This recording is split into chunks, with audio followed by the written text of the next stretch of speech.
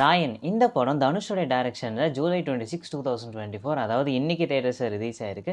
இந்த படத்தோடைய கதை என்னன்னா, துரை சேதுன்னு 2 பெரிய கேங்ஸ்டர்ஸ், இவங்க 2 பேரும் அடிச்சுக்கிட்டு சாகணும்னு காத்துக்கிட்டு இருக்கிற கன்னிங்கான ஒரு போலீஸ் ஆஃபீஸர். இவங்களுடைய லைஃப்பில் தனுஷோடைய குடும்பம் தெரியாதனமாக உள்ளே போயிடுது.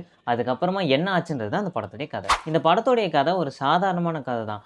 ஆனால் படத்தோடைய எக்ஸிக்யூஷனில் தனுஷ் வேறு லெவலில் மிரட்டி விட்டார். அதுக்கு முக்கியமான காரணம் இந்த படத்தோடைய ஸ்க்ரீன் ப்ளே, கேரக்டர் டிசைன்ஸ் எல்லாமே செமையாக இருக்கும். என்னதான் இவர் ஒரு இம்பார்ட்டண்ட்டான கேரக்டராக வந்திருந்தாலும் கூட இருந்த மற்ற கேரக்டர்ஸுமே ஈக்குவல் இம்பார்ட்டன்ஸ் கொடுத்துருந்தாரு. அதுலேயும் முக்கியமாக இன்டர்வலுக்கு முன்னாடி ஒரு ஃபைட் சீன் ஒன்று வரும்.